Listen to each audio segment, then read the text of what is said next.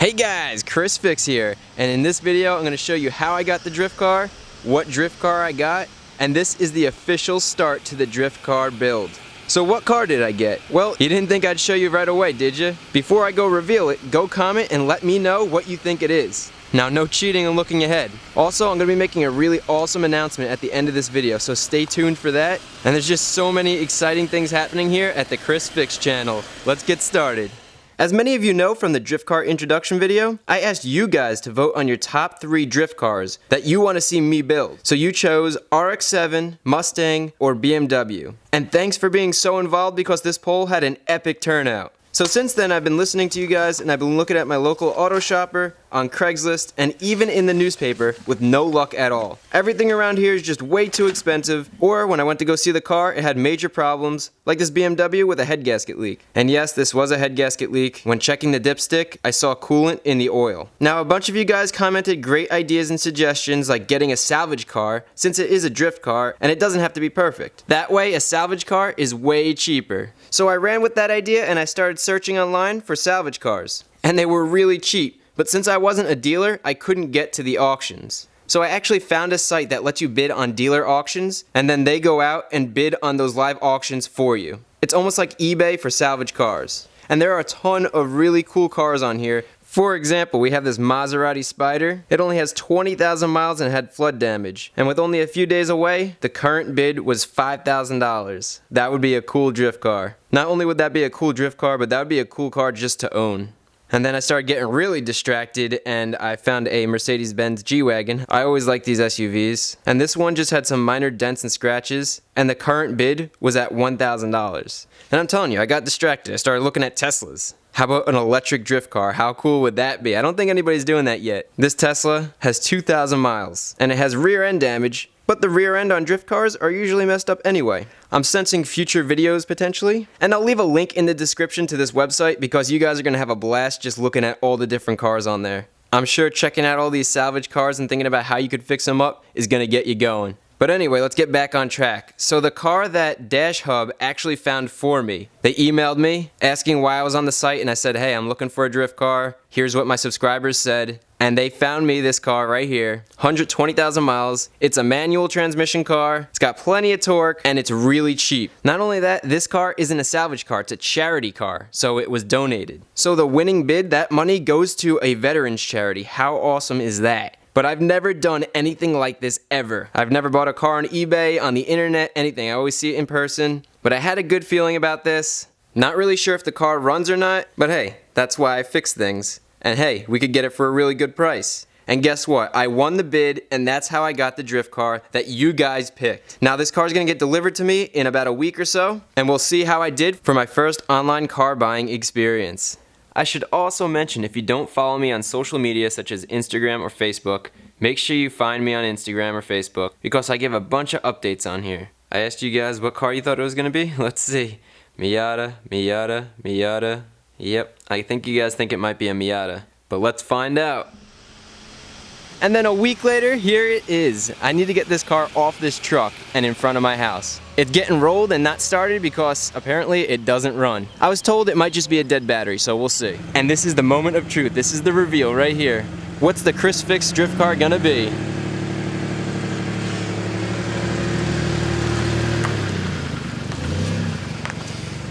And this is the drift car. It's a 1998 Mustang GT with a manual transmission. So before I go show you the car, here's the title. I got a 98 Ford Mustang. It's a California car, blurred out his address, but it's not a California emissions car, which is awesome. This is the original owner. So this was a single owner car. When he got the car, it had 166 miles, and now I own the car. The car only has 120,000 miles. How cool is that? And then we have the title straight from California.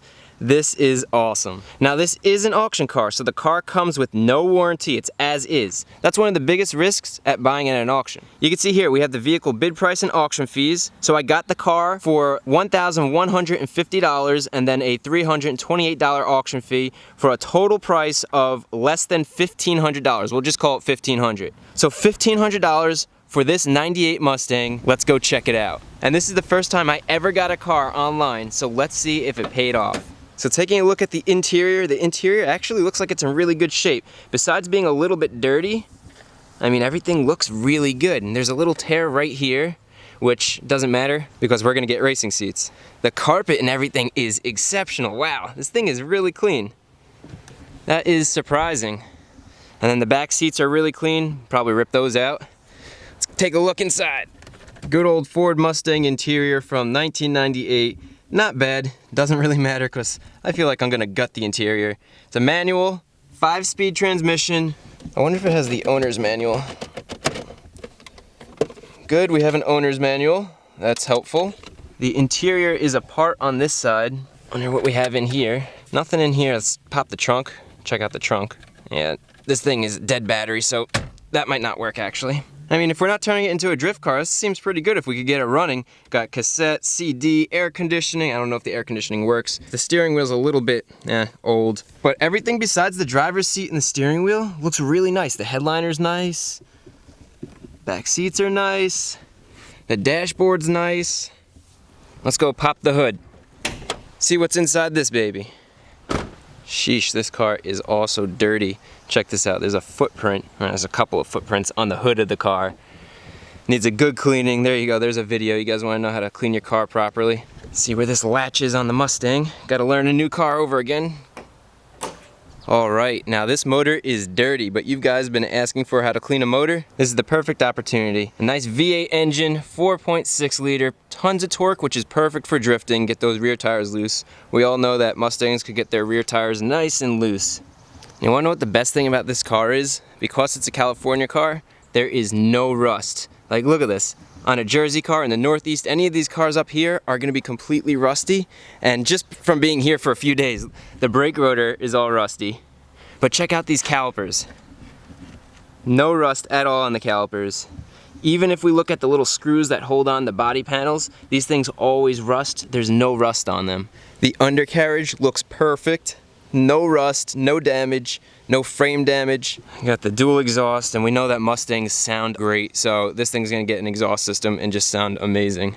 Just gotta get it started. Besides getting it started, let's go over a little checklist of things I wanna do to this car. So the first thing we wanna do is I want you guys to give me a project name. This whole series has to have a project name. I'm thinking Project Driftstang, but if you could come up with something better, I'm definitely open to using it. So let me know of a project name. That's for you guys to figure out. Next thing, get the car running. Unfortunately, car doesn't run. I don't wanna crank it yet. I checked the oil, and the oil's low.